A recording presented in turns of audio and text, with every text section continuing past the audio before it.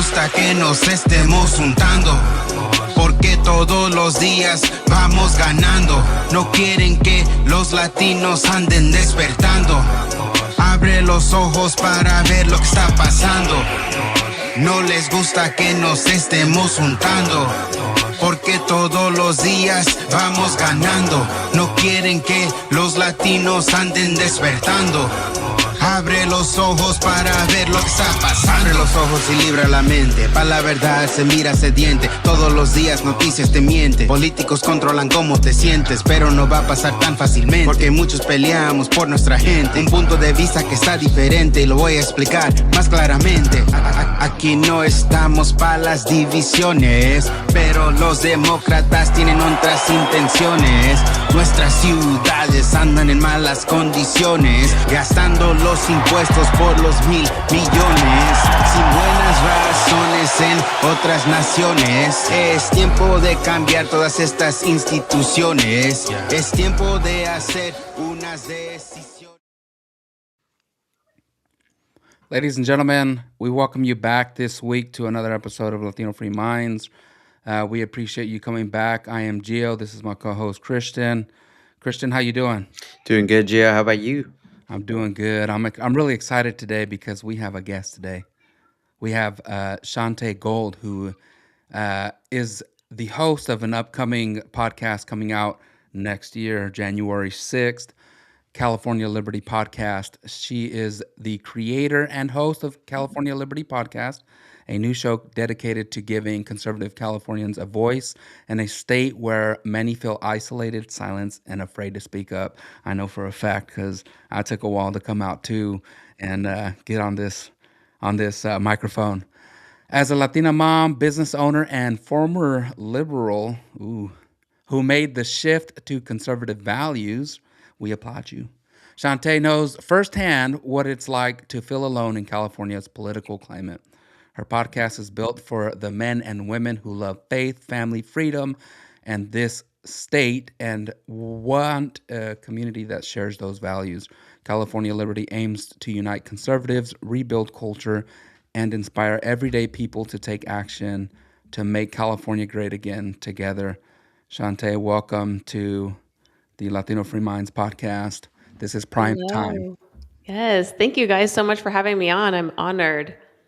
Yeah, you know what? I'm really excited to have you here today, especially after learning about who you are and the shift that you've been making and the show that you have coming on. Would you like to tell our audience what to expect on January 6th? Is it going to be an insurrection? Oh, yes. I mean, my liberal ex-friends don't know what beast they awokened. Let me tell you. I'm very excited for my podcast. Much like many conservative Californians, I was deathly afraid to speak up for a lot of different reasons. I have an online business. I have an online fitness and nutrition coaching company for women. And for the past 4 years, as I developed I shifted my beliefs from liberal democratic beliefs to more conservatives, I chose to keep my beliefs silent, which can take a toll on you over time because these are issues that I deeply care about and I want to speak about and I want to kind of build that community, but I knew that I would lose business. I had a team to take care of and I just almost crumbled inside. And I think the assassination of Charlie Kirk just awoken something in me like I know it's done for so many people, that I cannot be afraid anymore. I cannot be afraid to speak up. I cannot be afraid of losing business. I mean, for Christ's sake, this man lost his life. He was murdered in front of the nation for speaking his mind and speaking the truth. And I'm over here worried that I'm going to lose business. Like, that's so pathetic. So I just told myself that I can no longer stay silent. I'm going to create this podcast. I want to build a community of other conservative Californians who feel the same way, who also need a community and, people to connect with here in a liberal state. Yeah. Can I ask, so you said you were a Democrat before.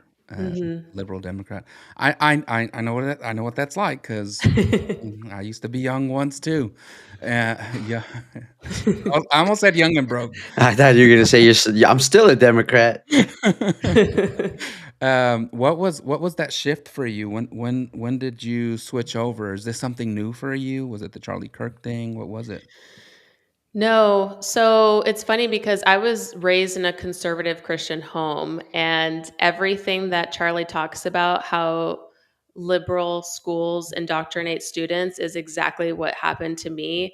My parents were pretty strict, and so I felt like I really couldn't do anything or make friends at school because I wasn't really allowed to do anything. And so the second I turned 18, I stopped going to church, and I never went back up until 2 months ago. And I reconnected with my faith recently. But when I left for school, I went to San Francisco State University, which is like the Oh, mecca of woke. uh-oh. And man, I have stories there for you, but that was my exposure to feminism, Gloria Steinem. I had this crazy transgender teacher who identified as a woman but made no effort in dressing like a woman. It was just a dude that looked just like you guys that expected she, her, and everybody did. It's almost like it's just a dude that wants to be cool. I just That's want Yeah. the all it is. access. Yeah, oh my god, it was strange, but I was sheltered as a child growing up, and so in my mind, I was like, "Oh, this is like what it means to be open minded and accepting," and so That's how they get you. I didn't really question it too much. I mean, I thought it was weird, but I thought, oh, I'm just not used to it. In San Francisco, stuff like that is normalized because that's just the culture of San Francisco. And so, yeah, I took a women's gender study class. I became a huge feminist, but I was also broke and I had a terrible dating life, and so feminism worked for me at that time. Um, I believed that the patriarchy was out to get me, hated men, which made absolutely zero sense because I was raised by a stable father. I have a great relationship with my father, and I'm married to a wonderful man. And so the men in my life have been nothing but good to me. Um, and so there was no reason for me to really believe that or think that. But, when you are, like I said, broke, young, and unhappy, those beliefs make sense. Yeah, it's like a sense of community. That's how Yeah, they try to get you, like, "Oh, are you Latina?" I am. Yes, peruana. "Oh, oh, Latina, Peruana, like, you need a community, don't you? Come over Yeah, here, join the Democrat gang. Oh, we're absolutely. all getting along over here, men, women, they, thems, and everybody else." Yeah. And hey, And it felt really good in the beginning. I was partying a lot, so that was like another thing. I was kind of like masking behind all of these like different feelings and anger that I was hiding. So I was pretty heavy in the party scene, doing a lot of drugs, almost flunking out of school, not really excelling in life. I barely, graduated so my sociology degree, which was like the most useless degree that you can get. But once I graduated, I went into the workforce and I couldn't really make any money because what career can you get with a sociology degree? And so I went back to doing makeup, which I was a makeup artist before. And yeah, I just had a terrible, terrible dating life during that time. And I kind of hit a point where my alcohol, my drinking was just getting so excessive that I needed to make some changes. And so I didn't. My parents created a great foundation for me in terms of stability and home values. I didn't go back to my faith, but I turned to what I knew, which was fitness. I grew up um, in a fitness type environment with my family.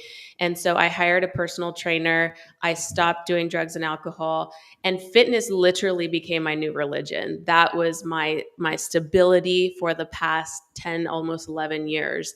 And it helped me build confidence. It helped me get focused again. And it helped me believe in myself that I can go back to school and excel in school and get a better career. And so that's exactly what I did. I went to school and became a board certified behavior analyst. So that's just a fancy way to say an expert in behavior change. And so I worked in a clinical setting, working with kids with autism in homes and in schools. And then I started my own business, my online fitness and nutrition coaching business that incorporates behavior science in health and fitness coaching. And I've been doing that for the past 5 years. And then, Talk, like I talk, said, talk about sorry, an go ahead. awesome life. You know, you have you grow up in the faith, so Yeah. you got some foundation there, right? Yeah. I got And some then seeds planted. yeah, you do. You really do. And then you have your rough years. It's almost like you're going too fast to even realize what's really going on Yeah. because you're in school and you spend all the time doing that work, but at the same time, there's everything around you. But you have that testimony, Yeah. right? You have that thing that makes you different from everybody else. And then, man, you really built yourself up. I'm not gonna lie, and I'm glad you clarified what your degree was, because. But that's awesome. Did you spend any time working in that, like working with kids with autism? Yeah, I spent in that field for 6 years. And toward the end, as I was working in my agency, I was getting certifications, and I was also working one-on-one with my own coaches. And I just loved helping other women, and I just wanted other women to feel what I felt. Working in an industry like that, women are just overworking themselves. I mean, not just women, but just people in general overworking themselves, not taking care of themselves. And then that affects your work. And so I was one of the few that actually took care of my body, prioritized strict routines, discipline with waking up early, going to bed early, meal prepping, training 4 or 5 days per week. And so I just had this passion in me. I'm wanting to share that with other women. And then 2020 hit, and I had the opportunity to jump ship because the online coaching industry was booming at that time because everybody was home and bored and wanted to do online stuff. And so I took the opportunity and built my own client list pretty quickly, and then I built a team of 5. And at one point we had like over 150 clients. We're much smaller now. We've downsized quite a bit. A lot of things change after you have a baby. I had my first son 2 years ago, and so I've kind of had to shift things a little Congratulations. bit. Yeah, thank you. Congratulations. I love being a mom. I love being a father, Yeah, so you have 3, right? I You do. you have an army over there. Oh, I was like, You looking me up or what?" Yeah. No, you told me.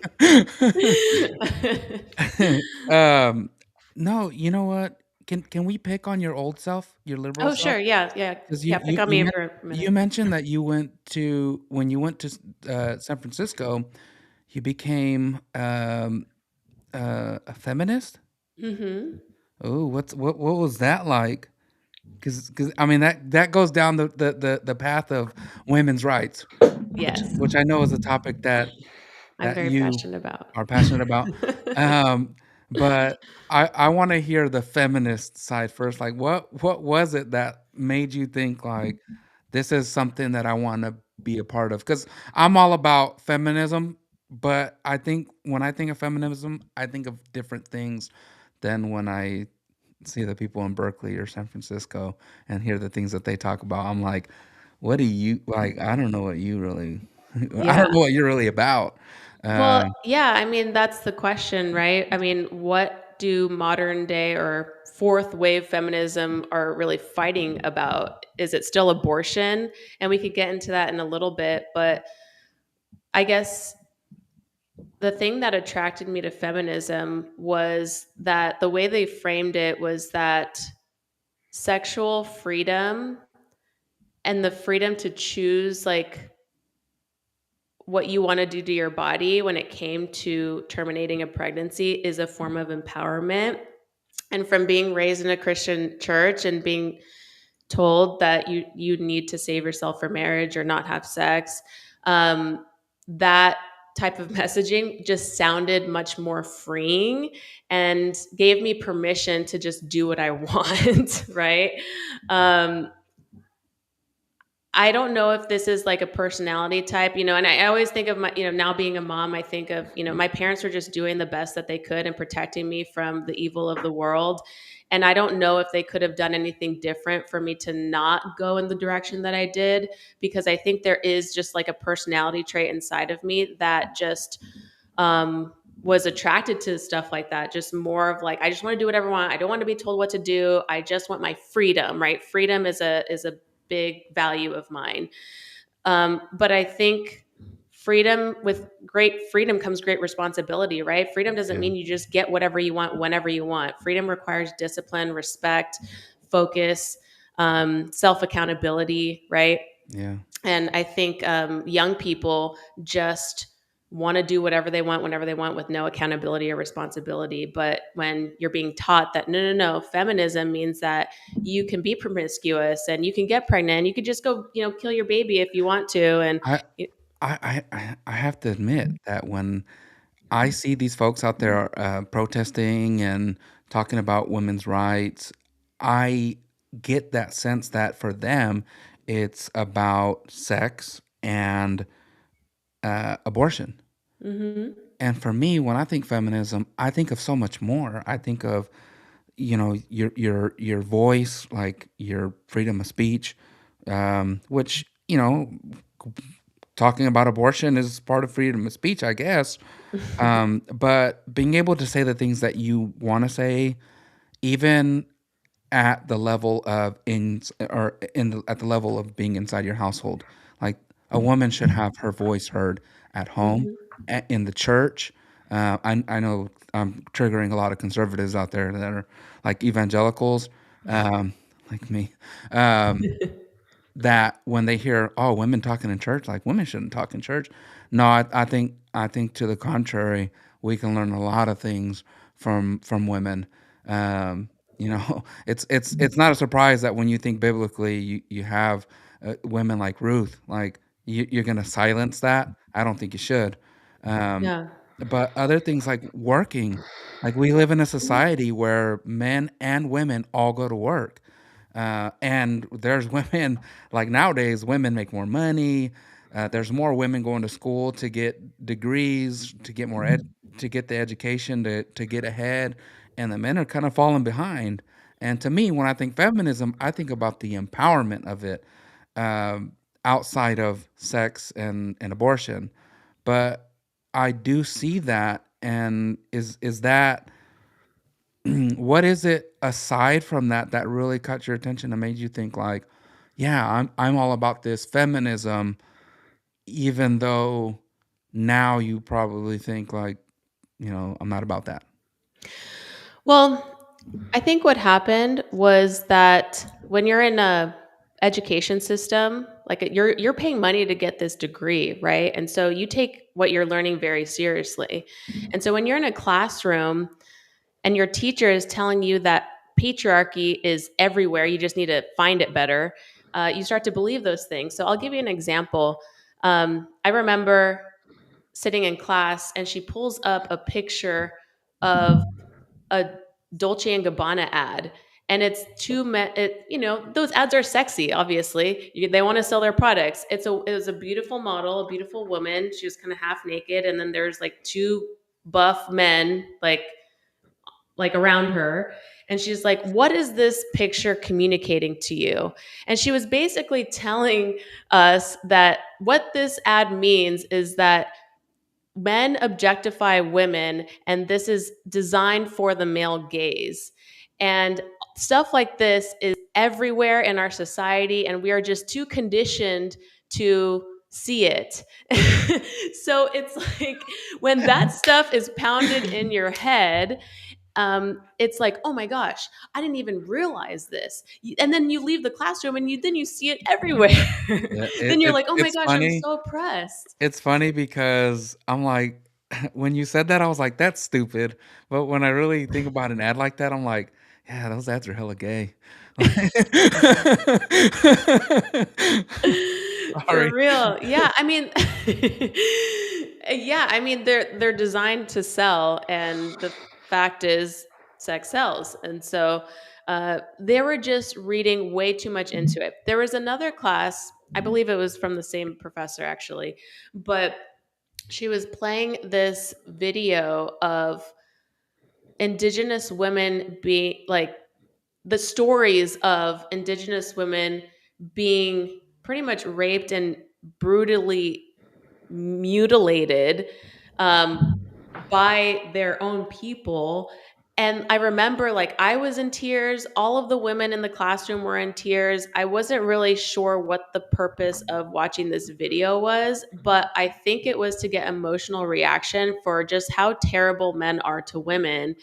Um, and I'm really curious if they're still showing that film today, because these were brown men and women, and race is such like a hot, you know, race is like in the forefront of everything now. We intersect race into like literally everything. So I doubt that they're showing that video now. Um, but it's like stuff like that. Like they're literally brainwashing you to believe that men are evil and they are out to get you as a woman. And so when you graduate with that level of with that degree, you really do believe that, oh, I need to, like, when men start explaining things to you, that's called mansplaining, and you need to take over that conversation and let them know that that's not okay. Things like that, that make women just really difficult to be around. Yeah. Um, wow. Yeah. Where do we go from here? I I'm sorry. It's like a triggering word, like the mansplaining, and yeah, I want to shift. I really do, because there's something else that you keep going back to with your um, with how you moved away from that. It was your athletics, right? Hmm. Your oh Health and fitness. your health and fitness. So Hmm. I wanted to get into women's sports, Yes. and that's kind of a rabbit hole. But let's start with women's sports, and how I want to talk about your journey in women's sports. Hmm. If you'd Yeah. like to share with us. Sure. Yeah. So in high school, I was a volleyball athlete. That was my main sport. And in college, I didn't really play any sports. Um, I was going to school. Like I said, that was during the time that I got into drugs and alcohol. And um, when I when I seeked fitness again, I just hired a personal trainer to really get back into some sort of like structured regimen with weight training specifically. I wanted to lose some weight. I just wanted to feel healthier again, and it helped me stop drinking. And then from there, I did my first bodybuilding competition show, which I will never probably ever do again because it was extremely unhealthy, and it was just way too extreme. And it's funny because when you have I wouldn't say I was addicted to drugs or alcohol, but I did have a problem.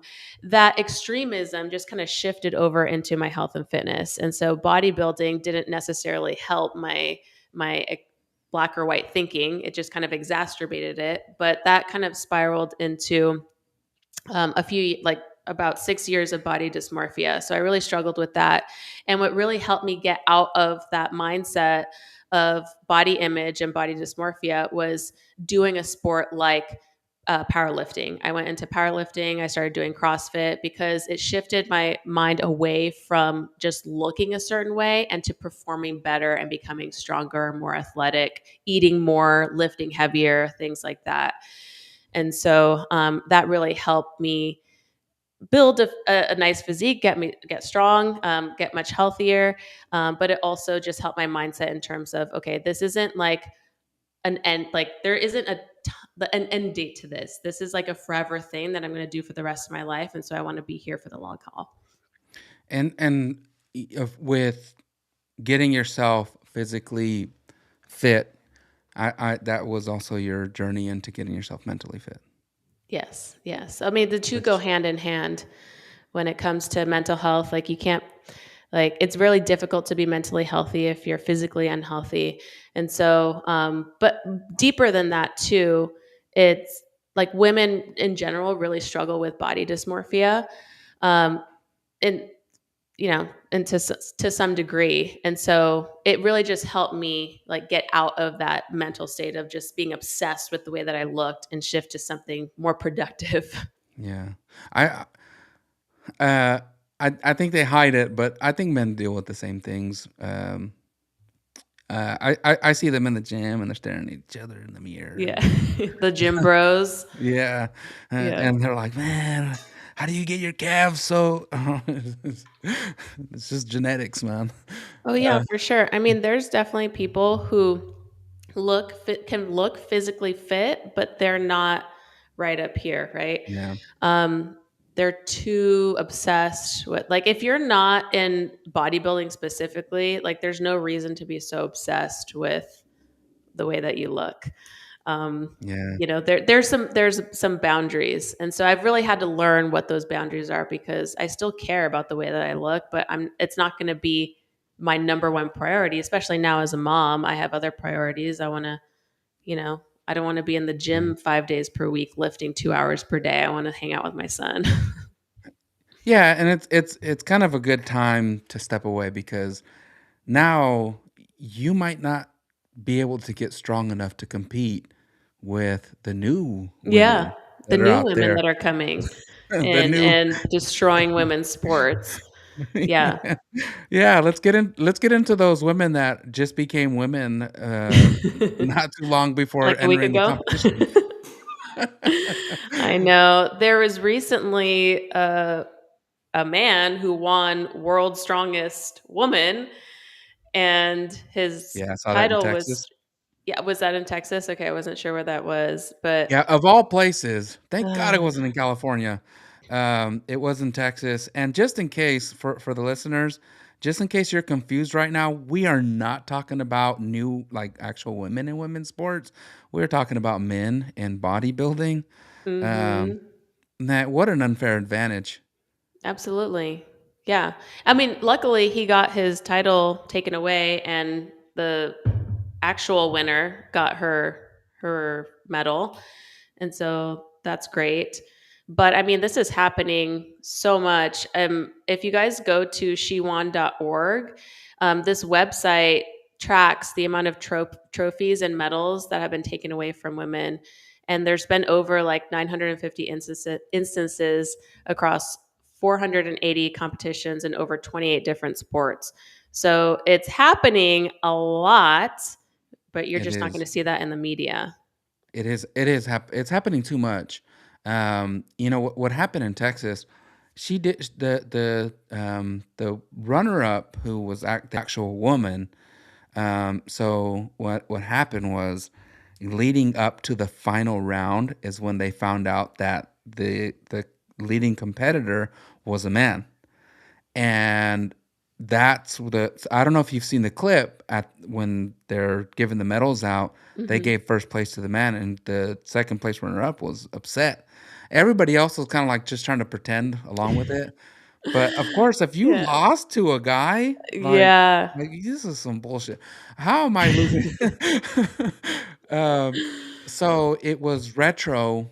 They fixed it after the fact, but just such a surprise that we have to play these games. Not like we don't have to, but there's people that are in charge of these events or sporting commissions that play along with it. Yeah.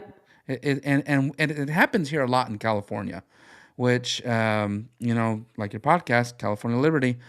Um, these are the things that you're going to be hitting, especially right now as California is really trying to push back against the federal mandates that are coming down from Donald Trump with men or boys and girls sports. And to me, And it's like bathrooms. in schools, Yeah. like public schools where you're paying tax money And yeah, like great, they have sports. It's to me, it's a privilege to be able to play in sports. But they, you know, somebody decides, oh, I want to be on the other sex. I want to be part of the other sex. That's how I feel. I was born in the wrong body. Whatever you're going through, I don't want to belittle anybody for what they're going through. Hmm. Whatever you're going through, please get the help that you need. Um, Absolutely. but as a father, I have a daughter, and she's in sports. Um, I think that if she was dedicated enough to a sport and she got to high school and she's, let's just say soccer. It's such an easy sport for me. Uh, it's such a nice sport. Let's just say soccer. She grows up playing soccer. She finds out that she's um, a striker, and she for her school she's doing so well, and she's in high school, and they go to the state finals, or the whatever they call them, the end of the road, Hmm. and the other team just happens to have a goalie that has a really strong it's a really strong girl playing goalie.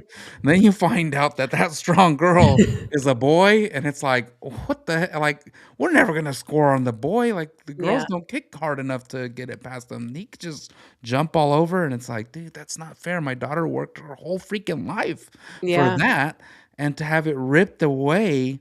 I mean, hopefully they win, but if you lose, it's like, man, what if? Yeah. Well, I mean, notice how this is only happening in girls' sports and women's sports. It's not Yeah. affecting men at all because trans men aren't a threat to biological men.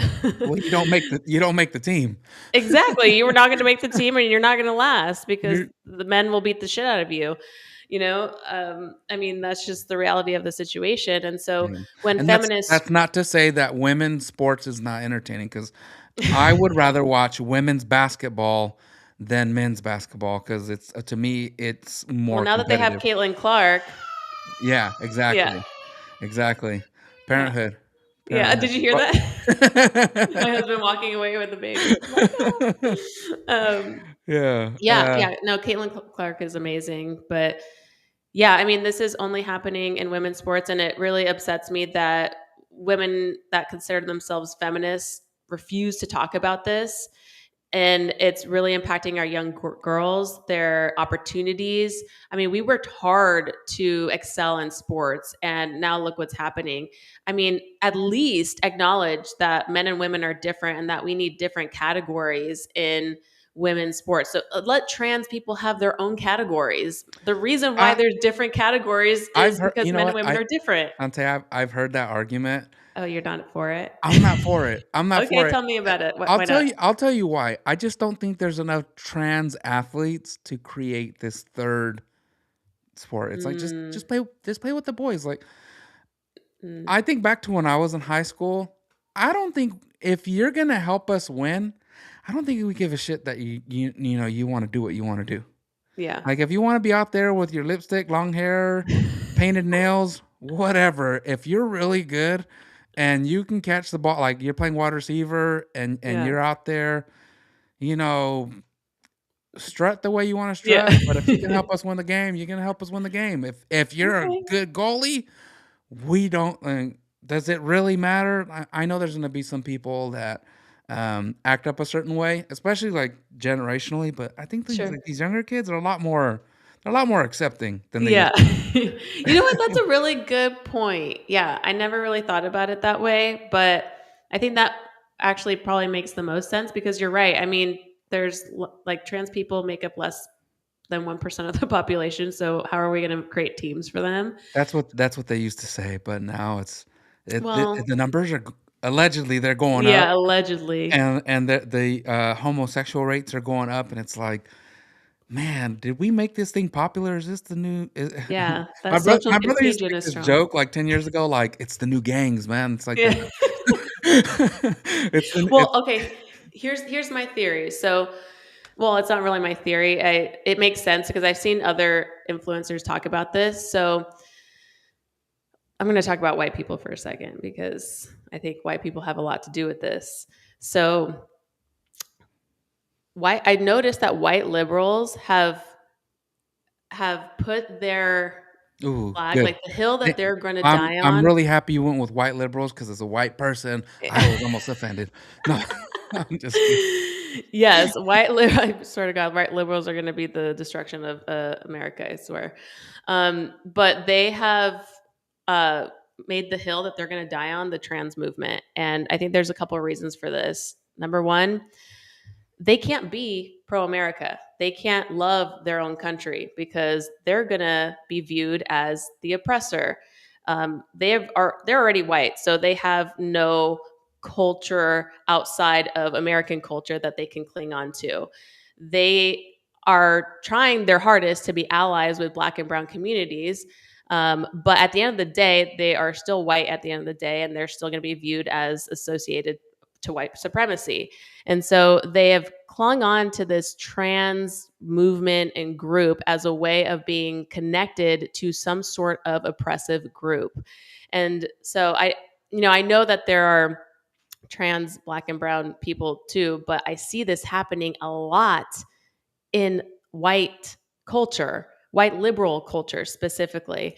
And so I think it's just like them really trying to be as oppressed as possible without being considered part of like white supremacy. Yeah, I call them the apologist. Like Yeah. they're just so caught up in apologizing for all of the bad history that white people, uh, all of the atrocities that their ancestors committed, and it's like, look, we we are so far past that. There's other shit that I've had to deal with that you have no part of. Like the racism that I dealt with, there was very few white people around when I was growing up. So, like you can feel the way that you feel, but I think it's time that we move on and try Yeah, to make this place a little bit better for everybody. And absolutely. regardless of whatever, you know, because I think that there are going to be transgender people, right? Yeah, of course. Popular or not, whatever, whatever people's opinions are, there's going to be a very small percentage of everything, and Hmm. that's just going to exist. It's existed in for millennia. It's going to exist now. Hmm. Do I think that we should torture those people and go out and just say things that can hurt people? I don't think we should do that. But at the same time, like as a Christian, I'm not going to say that you're living a godly life. You're really not. Hmm. So you don't come after me when I say the things that I say because freedom of speech. But at the same time, I'm not going to go after you and try to hurt you. Live Yeah. your life Yeah. over Well, I over mean, there, they and I'm over they here. think they think everything is offensive. So I don't think it really matters what we say because they're going Yeah. to think that it's derogatory or they'll find some sort of way to spin it. But Oh no, yeah. I hear what you're saying. Like, I'm the same way. I mean, I don't, you're gay, you're trans, I don't care. Just don't come in women's sports and don't go after our kids. Those are Yeah. the two boundaries that I have. But you want to go live your life, you want to change your body and go through, transgender surgery, then do it. What does it affect me? It doesn't affect me at all as long as I'm not paying for your surgeries. Yeah, and there's this thing that I've started to realize um, online. There's this perception that trans people are all after kids, and I don't think it's really like that. I think we just see the worst parts of society because we all have phones. And Sure. Yeah. I've That's started to fair. notice this thing where we'll see a video and we get really pissed off, and then we see like 5 or 6 videos, and then like that's it. And then 3 years later, a video comes out, and people get all upset about it, and I'm sitting there looking at it like, that looks familiar. Is that the same video from 3 years ago? And I look it up, and I'm like, dude, they're just recycling this stuff. It's all Mhm. the same stuff. Like we're living a lie online. Yeah. We have to be very careful about what we're getting upset about. Mm-hmm. Um, it happens a lot, but I'm not saying that there might not be an agenda or whatever, because there was definitely something that was getting pushed maybe 10 years ago, and I think that we might be getting past that. I don't know. Mm-hmm. What do you think, Shante? Maybe I'm wrong. No, that is an excellent point. It's always a good reminder. You remind me of my husband, because when I get a little too extreme, he tries to like bring me back to the middle and give me a different perspective. So I appreciate that. Um, when I say don't go after our kids, I think we need to protect them from exposing them to transgenderism, and I think that part of the transgender agenda is to share more of it to the youth because they think it's like a form of education, and they want young people to what's the word, to just be Conform? exposed. Yeah, Oh, be just no, just to exposed. be Yeah. exposed of like just how other people live their lives. But when we start confusing kids with they them pronouns, and no, a boy can actually be a girl and a girl can actually be a boy when their minds are still young, so young and developing, I don't think that it's necessary or safe for kids to be exposed to that kind of stuff. And so those are the some of the things that I mean by that. I don't think that most transgender people are trying to get close to kids to try to molest them or take advantage of them or anything. It was just more so of the exposure of gender ideology Yeah. in elementary schools and Yeah. middle schools. And that's not to say that there's not cases where that doesn't happen. Right. It's just like uh, every time that you see a transgender person doesn't mean that that person is a pedophile, or Right. I'm sorry, a map, or whatever the hell Right. they want to go by these Oh my days. gosh. Uh, they could be, but Yeah. so could the weird dude that is never talks to anybody. He's Right. probably a pedophile too. Right. Like, let's not ignore the people that have always looked a certain way. um but I don't know. I think when you have kids as a parent, you got to be there, you got to be vigilant, protect your kids, because it could be anybody. It's not just the dude that is wearing eyeshadow and a Oh miniskirt. yeah, 100%. 100%. My best friend, she has two girls. She's homeschooling. I plan on homeschooling my son. And we talk about that all the time. You know, you just can't trust anybody these days. Like no sleepovers. I don't know how you feel about sleepovers, but we've We've decided never this. done it. Yeah. We've never done it. Yeah, Eh, and my parents never let me sleep over at friends' houses, and of course, I would get upset with them, and I'd feel left out. But now I understand why they did that.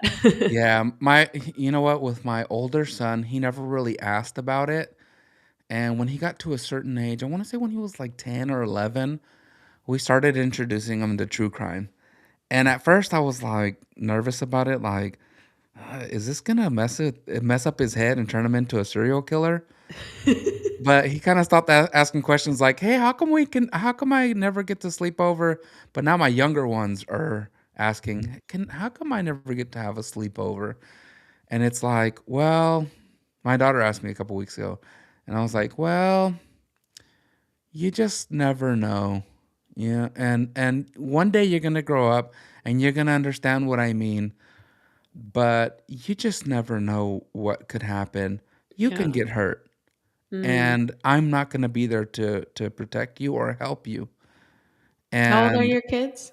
How old are your girls? my twins are 8 years old, a boy and girl, Oh, and then my older son, he's 14 now. Um, so yeah, I mean, protecting your kids is so important. But it's, yeah, I've it's seen just the with story. everything. I grew up in the church, and I've seen it so many times. I left the church, um, but I also got married really young. So I had I don't know what the right word is, like balance or whatever. My wife kept me in order. She kept me in line. Thank God for her. That's amazing. Yeah, more trouble when I was in my teens, Yeah. uh, because my parents went through some issues, stopped paying so close attention, Mm. like they do with my older brothers. My older brothers were like super uh, oppressed by my parents. Mm. Super, just Oh. my dad was a minister, and then we kind of left the church for a little bit when they were maybe 16, 17. So I have one brother that ended up in prison. Oh, Thank God he got no. his life together. Wait, And then so were your parents what you're saying your parents were really strict too they were with your really older strict brothers? when I was younger. Yeah. Oh yeah, with my older brothers, my oldest brother, I remember he used to go out to Tower Records. Uh, uh, I don't know if they have Tower Records down there. I don't But it's know. where you go. It's like a Sam Goody where you go buy music CDs and Mm. tapes back in the days, records. So he would go to the record store to buy CDs.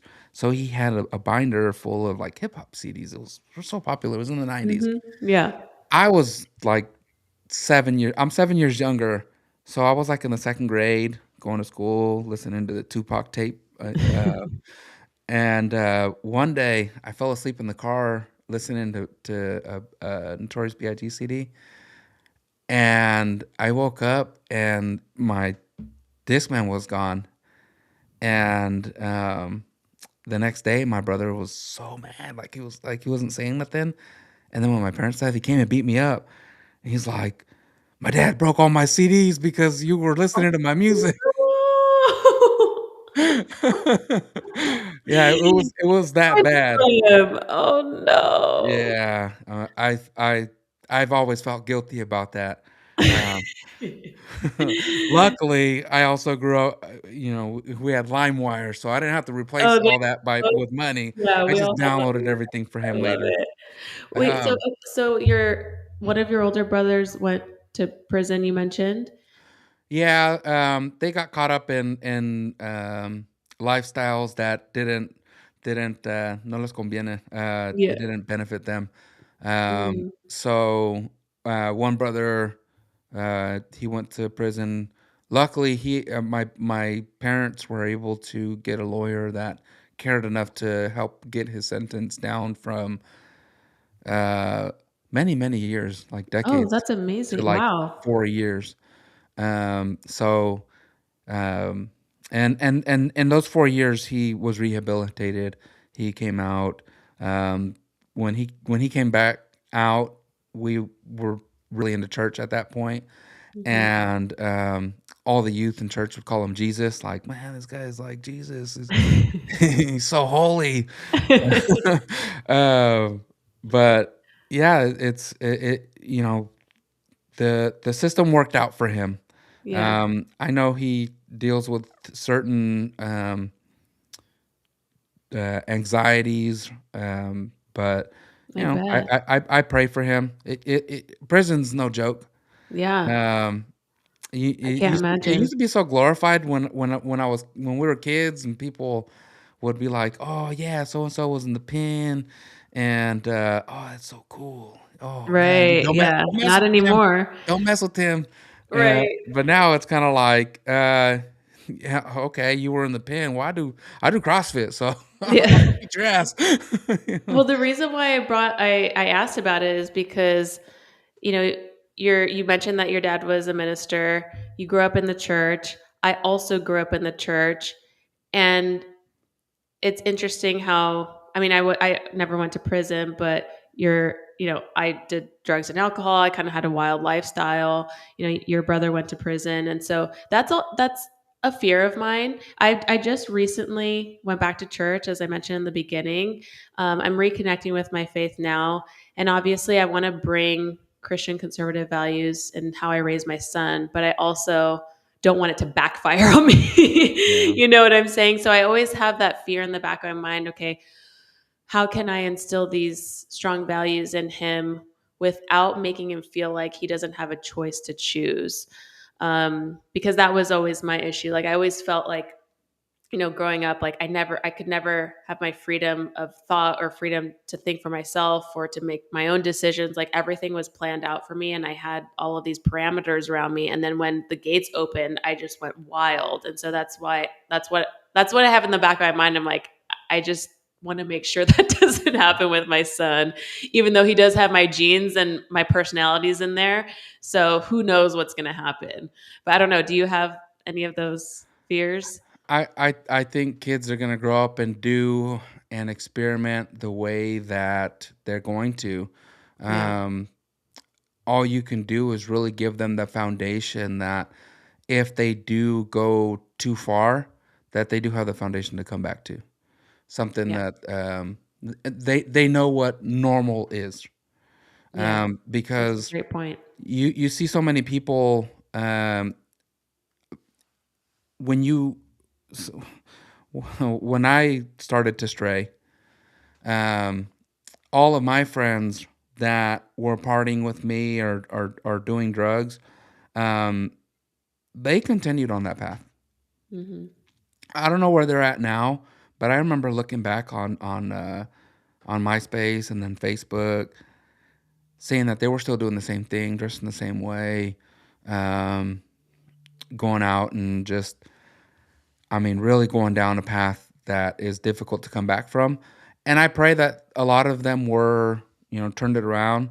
But you go so far down a certain path that coming back, if you don't have the foundation to know, like, no, this is how life should be, Mhm. you you start to think that anything better than that path that you were on is where you should be. You Mhm. know, like, you know, I don't know how where you are in your path, but I don't think that, just because you now have an apartment and can pay for your car and you have food in the fridge, it's like I don't think that that is a life that you should be content with. You should want more than that, in my Mhm. opinion. You should want to have your own home. If that means paying a mortgage, then that means paying a mortgage. Mhm. You should want for your kids to go to really good schools if you're going to send them to school. If you can homeschool them, that's even better. You should want these things, and if your parents showed you that, then you know that that's what should be done. It's like you have the blueprint already. You don't have to go find that. You Yeah. know what I mean? Absolutely. That's a great point. And that's exactly what happened to me. It's you have that point of reference, right? And then when you hit a roadblock, you always can like go back to that. And so that was my point of reference when I hit my roadblock, when I was in that state of, okay, I can't be doing this anymore, turn to fitness. And now 12 years later, I hit another roadblock, turn back to my faith. So I made like a 360 Yeah. almost. Yeah. And not it's never easy. You're always going to have bumps along the road. And I always try to tell my kids that, like, look, I had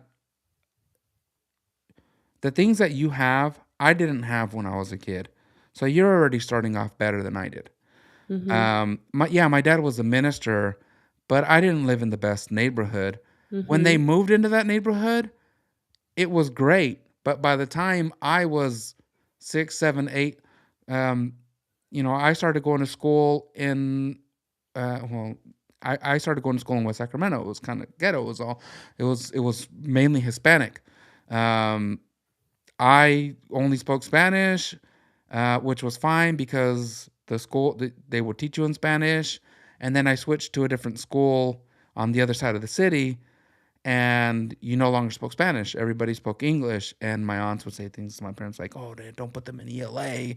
Um, it could have been the best freaking thing for me, Mhm. but there's all these stigmatisms and maybe it was something that was really bad in the 70s and 80s, but nowadays it's like, dude, get your kids the help that they need. Mhm. Um, but you know, and long story short, yeah, you want to have that foundation that your kids can live on.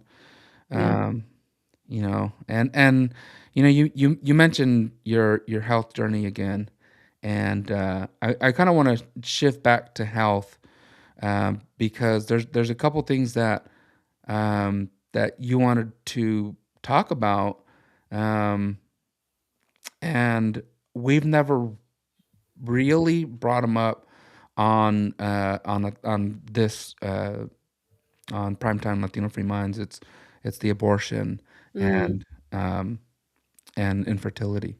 yeah. Um, can you go into that?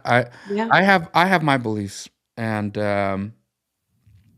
for me, I've always been like on the liberal side of things, where I'm like, for a long time, I've always been like, I don't know the things that women go through, and I think that they should be able to um, have the options available to them.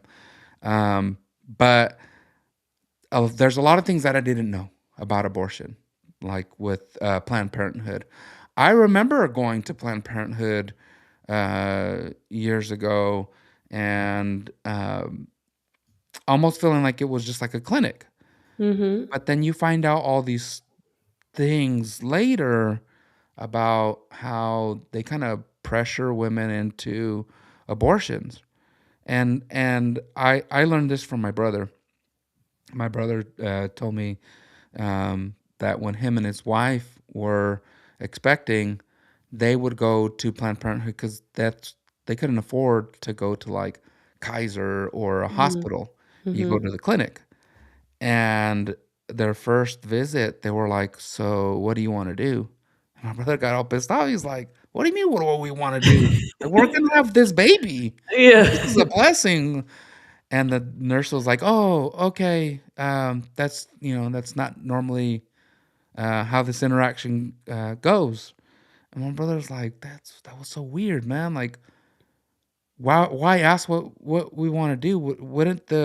Wouldn't you want to start with, you know, the options of how to proceed with this pregnancy? Like, Yeah. hey, let's make sure the baby's healthy. Let's make sure you are healthy, the mother. Give you put you on the path to whatever you need to get the vitamins or whatever you need. And if you have that will, then sure, that option exists for you. Yeah. Um, that's how I used to think. And then as I get older now, I start to feel more like, well, sure, you should have the option for certain circumstances. To me, it's like, it for if the mom is going through a medical emergency. And I know there's a lot of conservatives out there. For everybody that's listening out there and getting pissed off at me, like, no, there's never an instance where the mother is going through a medical emergency and you have to abort. I've been through an instance where we had to do that, me and my wife. Mm. Um, my wife would have died. Oh my gosh. She went into septic shock, and I had to make that decision of, is it my wife or my 20-week old baby? If the baby's born at 20 weeks, there's going to be there's a very high probability of complications. I already have a son.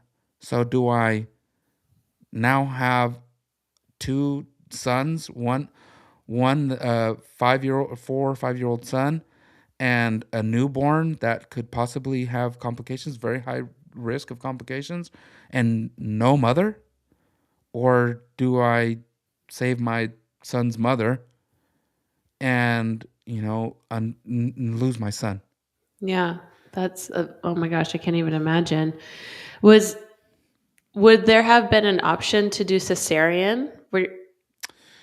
Um, at that point, no. Um, the baby, she could have delivered the baby. Yeah. She did Oh have yeah, to you said deliver it the was baby. 20 weeks. That's oh my It gosh, was, so but little. it was at 20 weeks. It's like, Yeah. and if we go through that, It's a very high risk that my wife would have died because she was already Yeah. electric shock. Oh my gosh. That's so traumatic. I'm so sorry. Yeah, Yeah, that's and tough. it was 9 years ago. We've had the Yeah. twins since then. That pregnancy was really scary.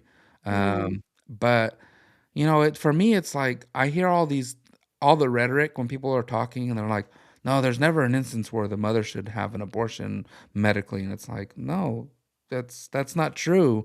Let's not pretend and throw this bullshit out there. Let's be Sure. real about it." But from the other side, it's like having to finish college is not a medical emergency.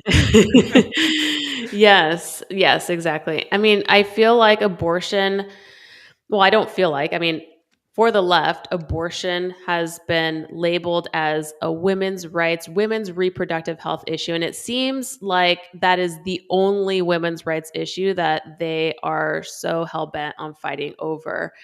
Um, I guess my question is, if you're so pro choice, why can't we give women multiple options outside of abortion? Why does it seem like abortion is the end all be all only choice? I think that women are misguided in believing that abortion is their only option because they're not aware of the other options that are out there.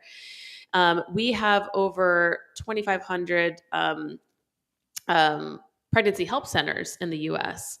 And these are pregnancy help centers that give pregnant women free resources when it comes to pregnancy, postpartum. Um, and so I would actually like to see more funding given to pregnancy help centers versus Planned Parenthood. I mean, we have over 1 million abortions per year. And I agree that there are some situations, abortions, the initial purpose of abortions when uh, it became legal was for the rare and unusual case. Yeah. Now it's been used as a form of birth control, and it's just gotten way too out of hand. And so, with a million abortions happening per year, less than 1% are from rape and incest. And then 6 to 22% are from domestic violence situations, which is actually it's kind of a lot, right? And so my question for for those cases is, okay, what does abortion solve when it comes to domestic violence situations? That in itself is not helping women get out of those situations. We need preventative measures. We need resources to help them get out of those violent situations, because after they have the abortion, then what? They're going to go back to their abuser and get pregnant again or get hurt, and more abuse is going to happen.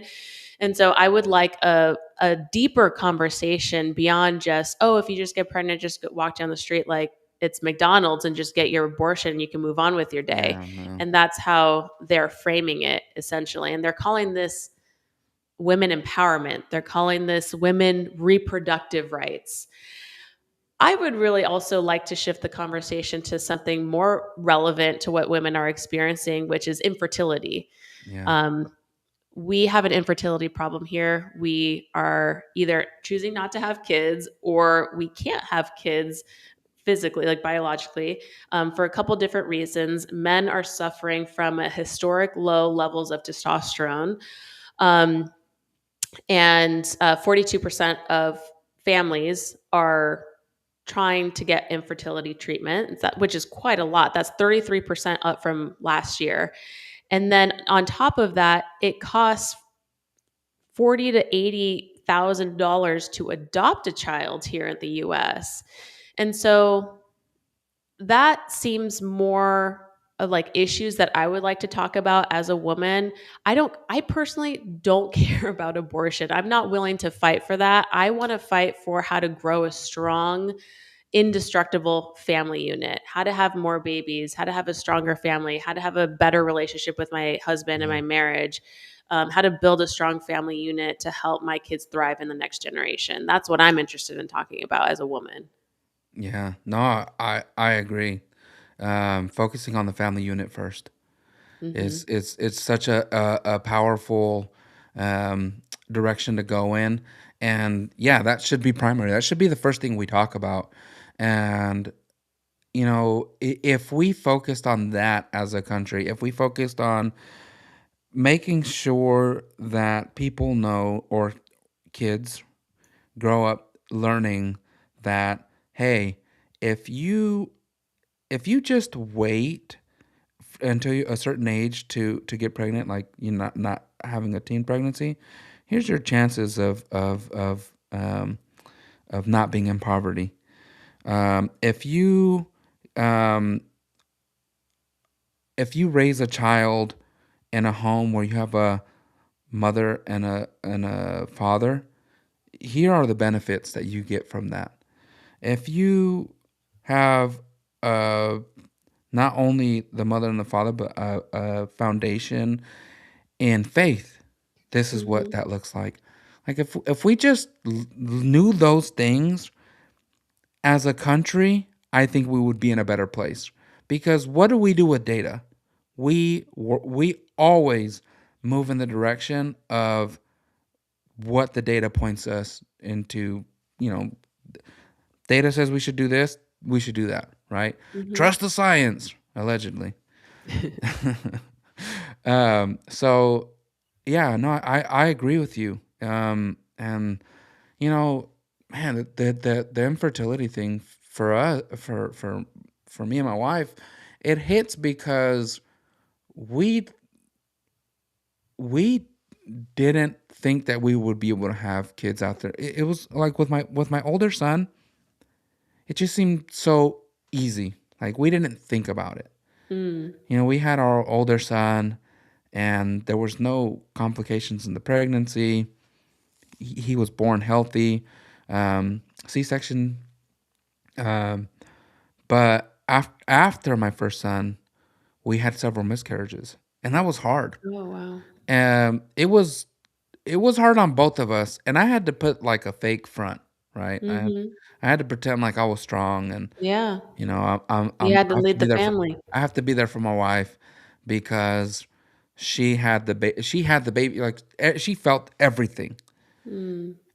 and the emotions and the hormones. Um, but it was really hard.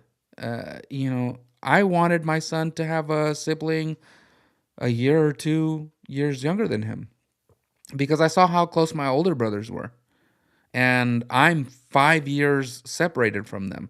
Mm. So I didn't want there to be a huge gap. I wanted Mhm. them to be close, but we just couldn't. That couldn't happen. And then in 2016, 15 or 16, 16, my wife and I, we got pregnant, and we were so excited. We made it to just almost 5 months, and it was like we make it to that 20 weeks, and it's gonna be like that's it. Like that's what they say. Like you make it to 20 weeks, Yeah.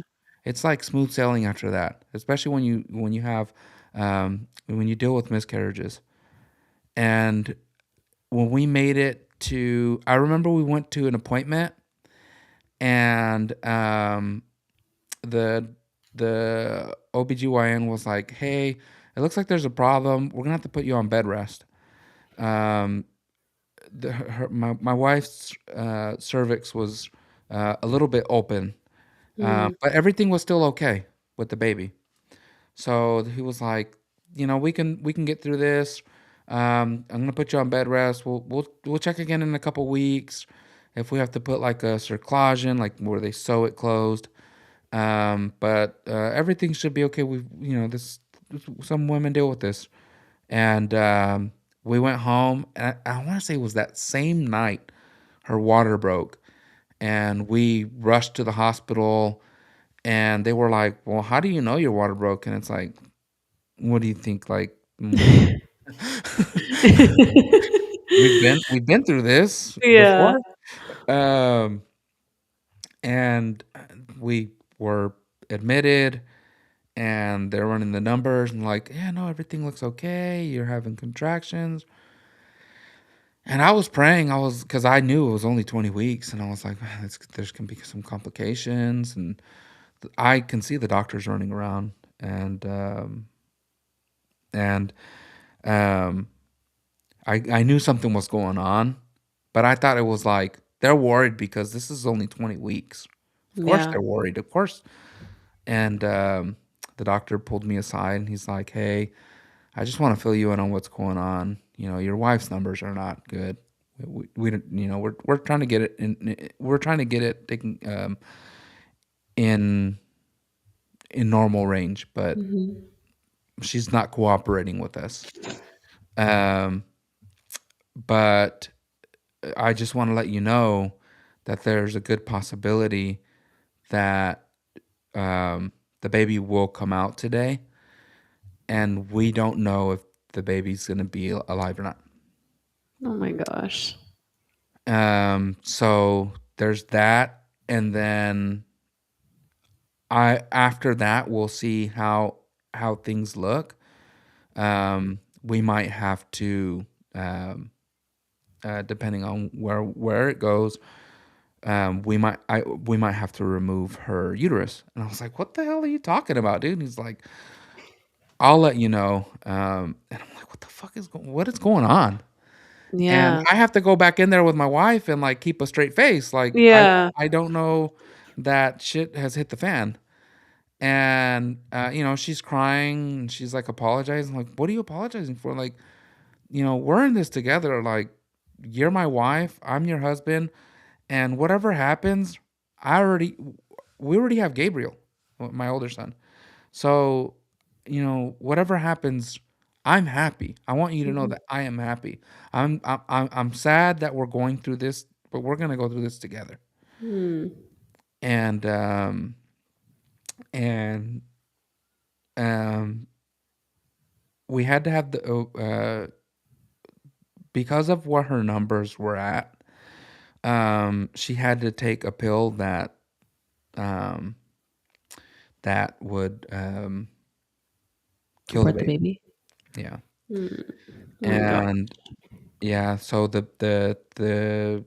she the baby came out. I got to hold the baby. She didn't. She Because as soon as the baby came out, it went like right away into, okay, let's take care of the mom.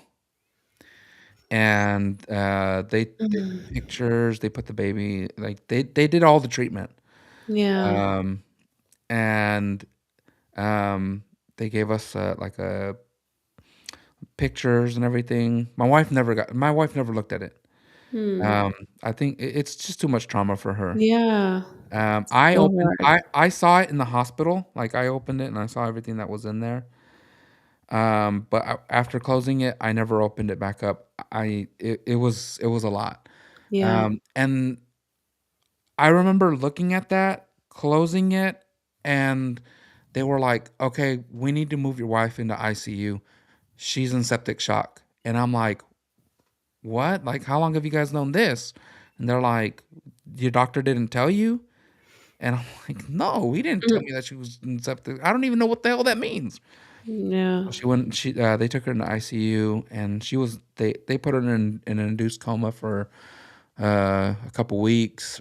Oh my And gosh. Holy crap. A yeah. couple weeks? Oh yeah, she was dealing with a lot of different stuff. Like um she ended up getting this almost like E. coli, almost Okay. like E. coli.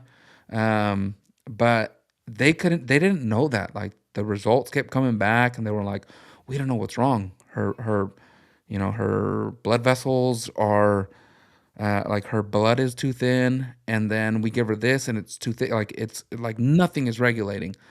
And they came back and they were like, "Well, we think we found this TTP-HUS. It's an autoimmune disease." And I'm listening to that and I'm like, "What the hell? Are they saying my wife has AIDS? What the hell? Autoimmune disease? I'm not a doctor. Come on." Please explain. Please elaborate on this. Oh my Uh, gosh. yeah, you know what? Gosh. It was such a scary thing. So when you bring up infertility, it's like it really hits for me because Yeah. we went through that. And I know that there's people that go through worse things or don't even have the chance to have children. Yeah, absolutely. I mean, my And husband and I, we briefly went went through. It took us a year and a half to get pregnant with my son, and we were about to go through the infertility treatment, and luckily got pregnant during the testing period. And so I got a little nervous about that as well. We're currently trying for our second one, so wish me luck. We'll see how that goes. Yeah, I'll be praying Um, for you. but yeah, I mean, the question is, why is this happening on a wide scale? Like, why is this so common here in America? And I think that's one of the things that RFK and Trump are trying to tackle together with Make America Healthy Again. I know that Trump made a deal with um, um, in, um, infertility pharmaceutical industries to provide it in a lower cost for low income communities. Yeah. For Which nobody um, talks about. yeah, absolutely. And And he even is going to create a smaller package, or a infertility package for smaller businesses to provide that for their employees.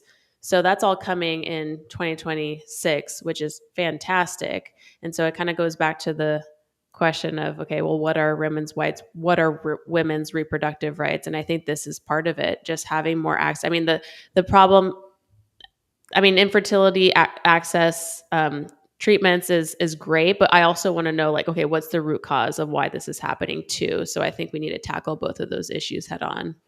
yeah, and it's not, for the listeners, it's not just an issue that it's not just a women's issue; it's a men's issue too, Yeah. because Hmm. it goes both ways. I mean, it, Yep. like you said, the men were dealing with low testosterone rates. Yeah.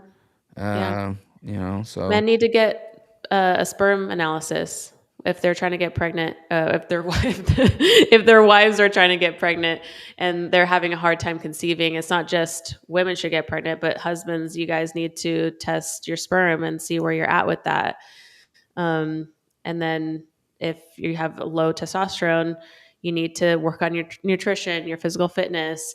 If you need to lose some weight, you need to do that, right? It's not just a women's thing. This is a men and women thing. yeah, that's always something that's weird for me. Like when I say, "Yeah," and then my wife got pregnant, and I'm like, "Well, I mean, we got pregnant. Like Yeah.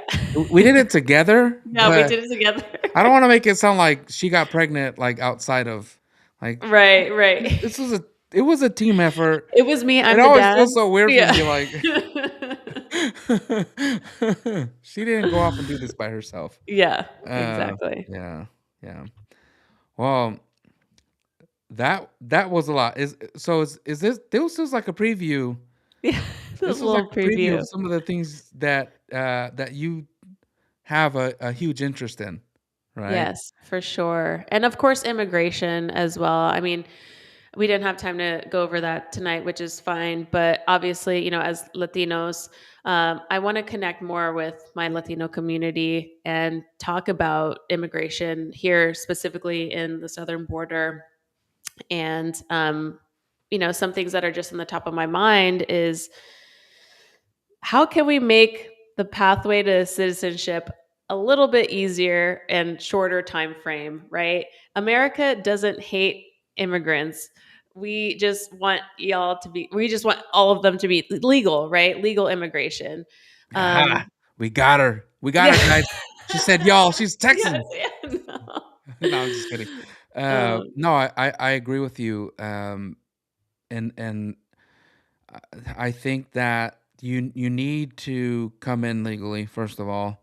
mhm, But for those that are here, that have been here illegally or came in illegally, we do need to come up with the path to citizenship. It's just a reality. Like we have people here mhm, that are contributing to the society. We can't just deport everybody. I mhm, mean, if you had a magic wand and you did that, you would you you would possibly destroy the economy. So let's just get that off the table real quick. Let's just say, "Look, we can't do that, but we need to do something." yeah, Okay, well, how do we get the people that are here to assimilate? And this is not to yes, say like this massive wave that came under Biden. Like I get it. Some people have to get. Some people will have to be deported. Some people that are playing the system that might have criminal records. they got to be gone.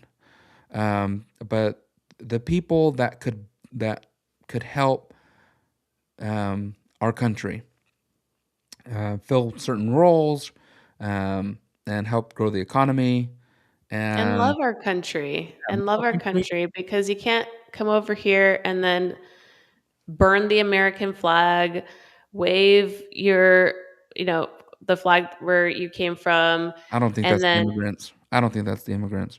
no, I don't think so either. It's first and second generation immigrants that are too entitled and don't know what struggle is like, Yeah. right? They didn't do the immigrating, right? Um, but yeah, no, it's their children that Yeah, is doing that. we have to it's something that has to be talked about, and not just talked about. For our listeners, if you can reach out to your congressman, let them know, like, hey, what are you doing for the path to citizenship? Because a lot of them probably think, especially when you're thinking about the conservative side, a lot of them probably just think, oh, our our voters just want us to deport them all. Maybe that's not the case. Yeah, Call them up and be like, hey, I got some friends or family even that can use a path to citizenship that doesn't cost everything that they make and more. yeah. We have a friend of the podcast. He goes by Deputy Dreamer. He's a sheriff deputy in Mississippi, and he can't even work anymore because he's not allowed to carry a firearm. Mm, He's here legally under the Dreamer Act, mm, or the DACA Act, but he can't really perform the duties for the job that he's trained to do, and it's a duty that is a benefit to the community. yeah. And he's trying to get enough attention so that he can possibly get to the White House and talk to Donald Trump, maybe get a path to citizenship. And when we talked to him, he's like, "Well, the first thing I said was, well, why don't you get married?" And he's like, "Well, I have my beautiful wife, and I love her, and she loves me, but I don't want to use her like that, and she's willing to." But I don't want her to feel like I did it just because I wanted to get papers. Like I want to do this right. I Wait, so want they're her. not married? They're just Well, it's his fiance, but he's I get where he's coming from. He's like, for him, he just doesn't want her to feel like he used her. yeah, for sure. Because people do that. I I mean, mean, if I were her and they really loved each other, I'd be like, "We're getting married tomorrow." we're going down to the courthouse. I Yeah, right now. I kind of feel the same way. I'm like, Yeah. dude, Edgar, Like, yeah. I know, I get it. You have a beautiful heart, but Yeah, that's cute, but let's get things going here. yeah, but Aw. I totally understand because there is, like, I remember going to Mexico when I was in high school. I was like 14, and we went. I went with some friends, and we were hanging out. We went to a quinceañera, and then afterwards we were hanging out, and these girls were like, I thought they were joking. They were like, "Yeah, let's go get married," and they were like laughing, and I was laughing too. And then my friend looks at me. He like nudges me. He's like, "Hey, I just want you to know they're serious, dude. They're not kidding. They're laughing, but at the same time they're serious because they're nervous. They want to use you to get to the United States." Wow. Yeah, and I was like, "Oh man," I figured it out real quick. Like, "Oh, okay, okay." Yeah, no, I'm It's not good. that I easy, think it's dang time. it. I think it's time to go home. The night is over. Oh my gosh. I thought you Well, loved me. question for you. Do you think the way that Trump has been doing his mass deportations has impacted his support of the Latino vote? I think it has, and I blame Tom Homan on this. The border czar or whatever the hell they want to call him. Hmm. Because the reality of our country is we've always had deportations. I remember when I was a Yeah. kid, INS would go uh, pick up all of the illegals. I mean, I've had uncles that have been deported under the INS, and then they rebranded it under ICE. So, there's this like generation that thinks like this is a new thing because ICE Right. has only been around for 10 years. And it's like, no, that's not the case, dude. They just called it by something different. Yeah. They've been doing this forever. In fact, it used to be worse. Um, like you see on the news that they went into a place in LA and it's like, oh wow, they went into a place in LA? No, I remember when I was a kid, they went into like every factory in Sacramento, like in my community. And that was in the capital. So it's kind of like mind games with these kids, But and they it's get also this. social media too. Yeah, I mean, we know that Obama was a mass. He deporter in did chief. yeah, deporter of chief. And social media was very different at that time. It wasn't like it is now. Like Instagram wasn't around, reels weren't a thing, and Right. lives weren't a thing, right? And so I think Trump has the short end of the stick where people already just hate him, but it's easier to make him out as a villain because of the nature of social media and just how it is today. Yeah.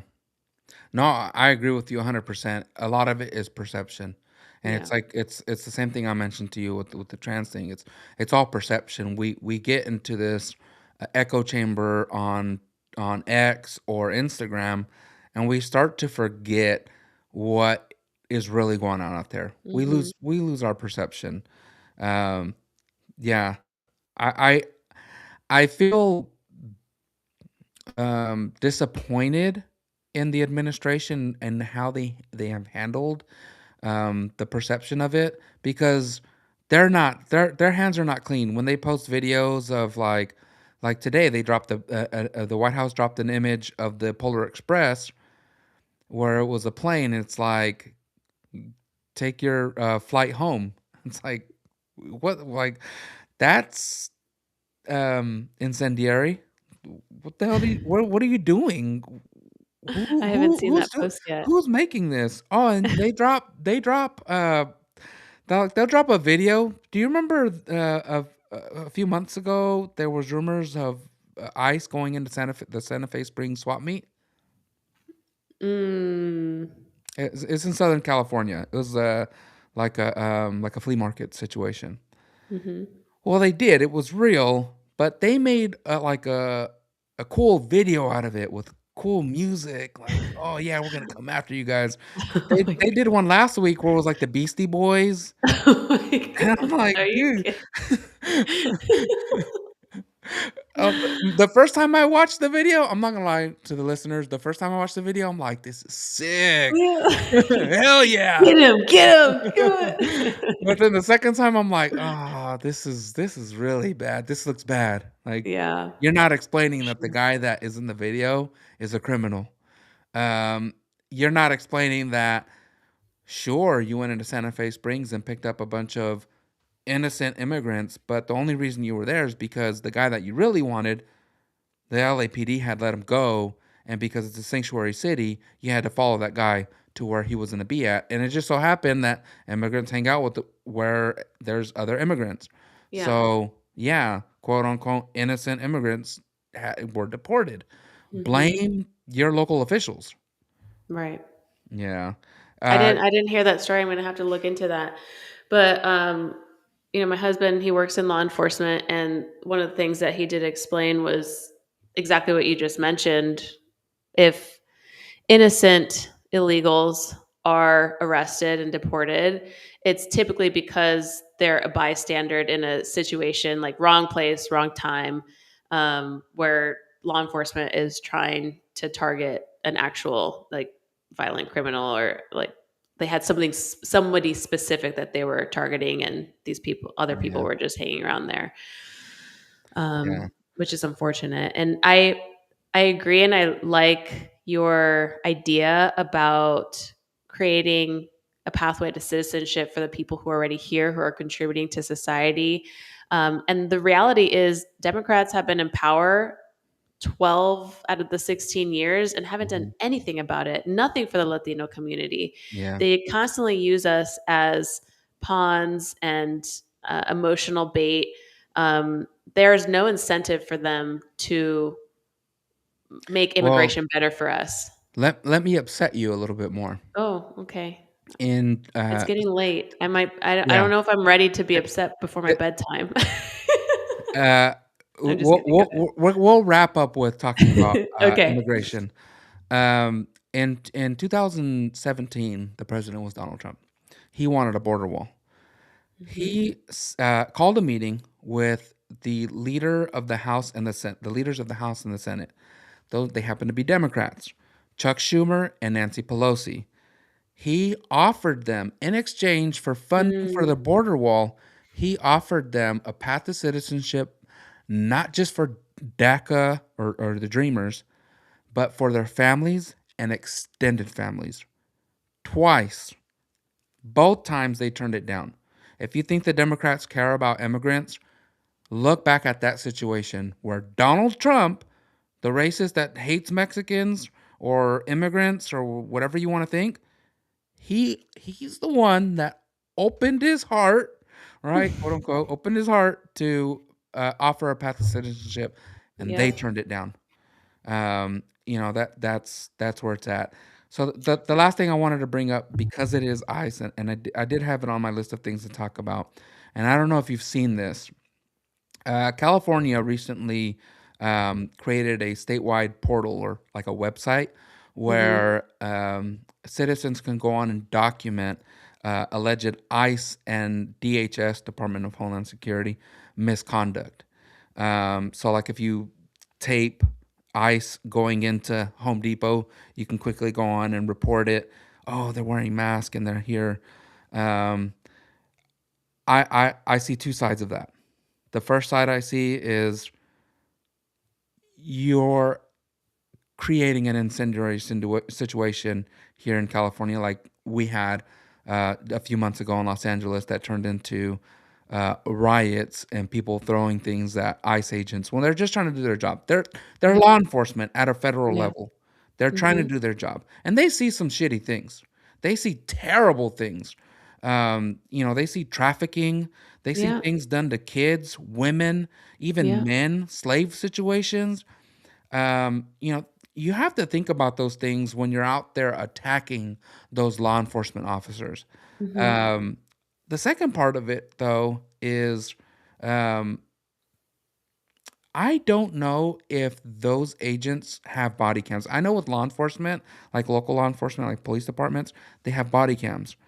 Do they not have body cams? Like, what are we really creating here in California? If they Mm. don't have body cameras, maybe that's a discussion. Yeah. I That's a great point. Yeah, I think law enforcement should have that on it to protect the law enforcement and to protect the citizens. It goes two Mhm. ways. But to me, it's just a basis of what do you really want? Are you just trying to get that report so that you guys can quickly respond to that situation and create another riot situation? Because to me, when I think about what happened in Los Angeles, and that councilman that was allegedly driving on the highway. He's like, "Oh yeah, I was driving on the highway, and I see on the other side." Chauntae, you live in Southern California, so you can relate to this. I used to live in Los Angeles, so he's driving on the highway, and he sees on the other side of the highway there's a caravan of DHS vehicles. He's like, "I need to go see what's going on." So he gets off the freeway, goes around, and catches up, and follows them to Home Depot or wherever they're doing their operation. And I think about this and I'm like, hold on a minute. I've lived in Los Angeles. You're driving on one side of the freeway, you got off the freeway and somehow caught up to them before they got to their operation? It's That impossible. doesn't happen in Los Angeles. Like you're full of shit, dude. Like Yeah. and but nobody goes after him. Have you heard about that anymore? No. It was just a riot, flag burning, ICE agents attack, law enforcement like LAPD, Los Angeles Sheriff. They had rocks and bricks and Waymos caught on fire. But what happened to the congressman? Nothing. Hmm. Just things to Very think about. fishy. Yeah. No, I haven't heard of that situation, but I Welcome to don't trust. California politics. Yeah, welcome to Chauntae for Gold. real. I mean, yeah, there's so much corruption that's happening here. It's hard to pick one thing at a time. And that doesn't surprise me at all. I mean, especially considering that Los Angeles is a sanctuary city where it seems like no rules or laws can be applied.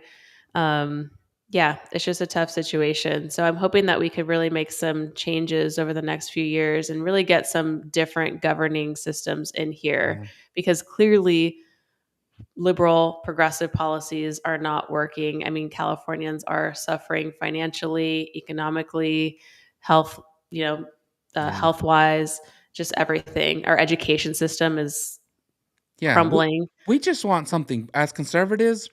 We don't want to make this Texas. We don't want to make this Mississippi. We just want to make this into something better. We want to Yeah. turn it around. Like we want our schools to be better. We want to be able to trust our teachers in our Yes. schools. We want to be able to enjoy our communities.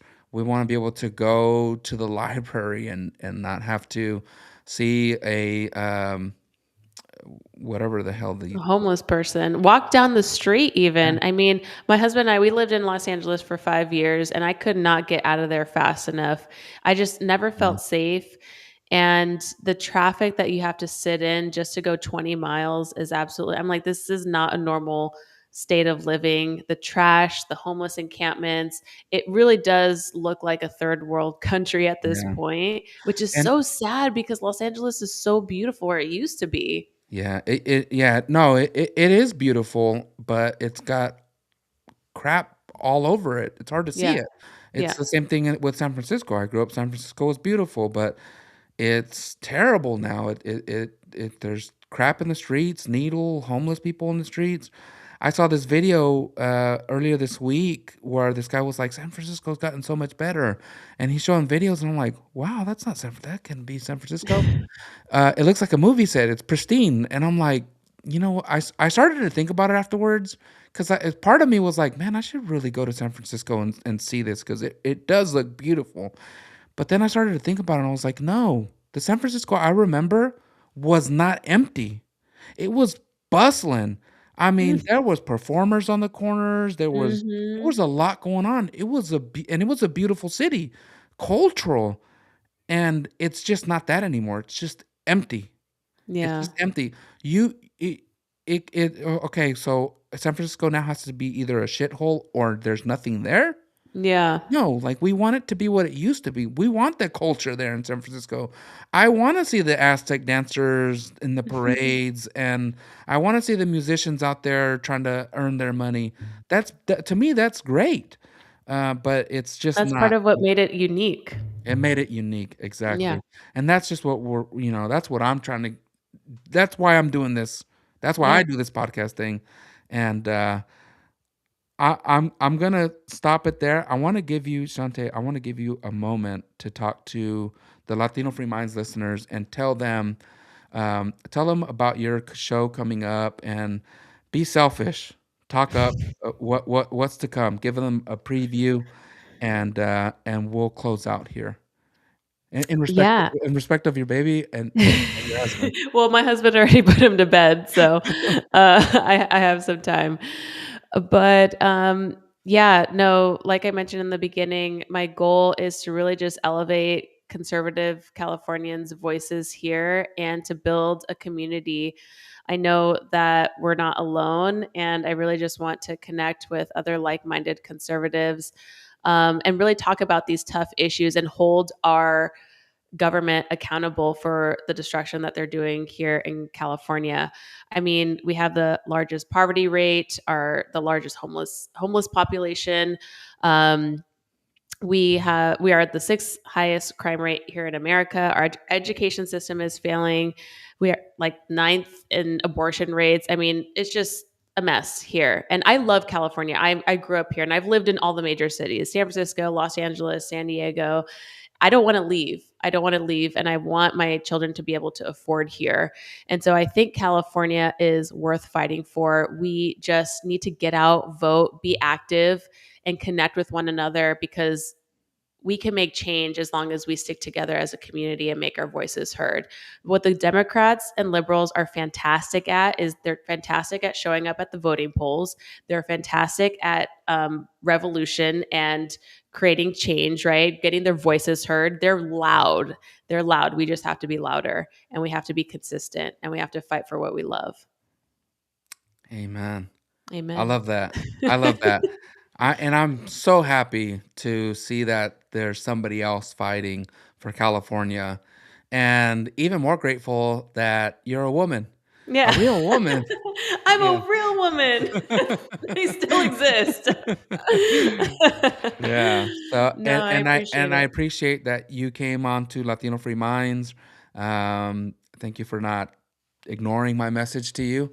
No, oh my No, gosh, thank you for inviting me. I mean, I'm a nobody on Instagram, so when you messaged me or when you followed me, I was like, "Oh my gosh, thank you." Because I follow you oh on no, my you're other somebody. Instagram.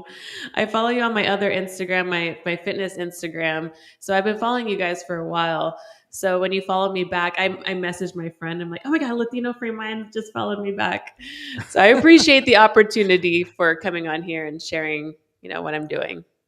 Well, we appreciate it. Thank you so much. And thank you to all the listeners that have been tuned in. Chauntae, do you want to give them your handles? Yes, for now, well, for YouTube and Instagram, it's just at California Liberty Podcast. And that's all I have for now. We'll see what it grows Yeah. into, but I'll have some other links as I get into the groove of podcasting. I'm going to be doing my own production as well. So, yeah, it'll be fun. Everybody go follow and tune in January 6th. Instead of starting another insurrection, let's just instead watch California Liberty Podcast. Thank you so Yes. much for all tuning. Thank you everybody for tuning in.